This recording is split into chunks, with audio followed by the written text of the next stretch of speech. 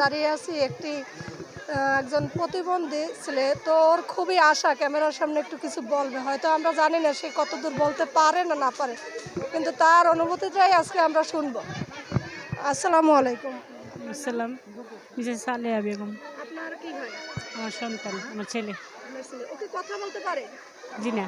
তবে ও দেখলাম যে ক্যামেরা দেখে ওর খুবই আনন্দ হয়েছে। তো আপনি যদি এই বিষয়টা আমাদের বুঝিয়ে দিতেন। হ্যাঁ, ও সাংবাদিক দেখলে এরকম করে, মানে ও চায় ওর টিভিতে দেখা ই করুক, ও মানে এরকম সাংবাদিক সব জায়গায় ছবি তোলার জন্য আমরা যতই ওর ছবি তুলি না কেন ওর আফসোস মিটে না। ও সাংবাদিকের ক্যামেরায় ছবি তুলবে। আচ্ছা, মুখটা মোছাবো। এ কি কোনো স্কুলে আছে বর্তমানে? না না কোনো স্কুলে ভর্তি করেন নাই? না, তখন তো আরো ছিল, এমনি সুস্থ ছিল, 5 ওয়াক্ত নামাজ পড়ে, 30টা রোজা সব করে। মাশাআল্লাহ। তো এমনি ও আরবি শিক্ষা কিভাবে শিখছে? আরবি ও এমনি এমনি নামাজ পড়ে, কিন্তু সব মসজিদে যে নামাজ পড়তো জামাতের সাথে থাকতে থাকতে সব নিয়ম কানুন বোঝে। কথা কখনোই বলতে পারে না। ছোটবেলায় ওই যে জ্বর হয়ে খিঁচুনি হয়েছিল, তখন আবার 5তলা বিল্ডিংয়ের উপর থেকে পড়ে গেছিল। পড়ে যে এরকম কাল আলহামদুলিল্লাহ আমার ছেলে ভালো আছে। এই একটাই ছেলে? না, আরেকটা ছেলে আছে। আপনার মেয়ে নাই কোনো? এই যে এটা মেয়ে। আর এই এক ছেলে এক মেয়ে নিয়ে আছেন। আপনার হাজবেন্ড কি করে? আমার হাজব্যান্ড গল্ফ ক্লাবে চাকরি করে। আপনারা সরকারি কোনো অনুদান বলতে কিছু পান কি? জি না।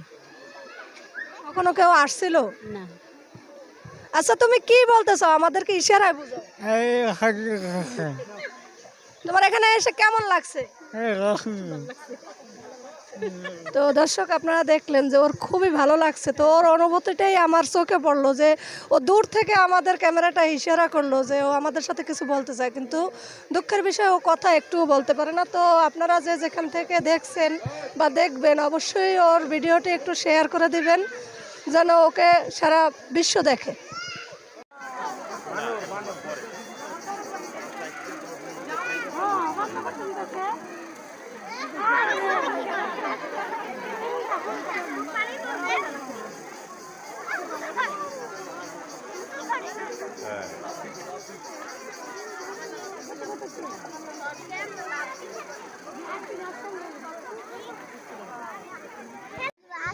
তোমার নাম কি?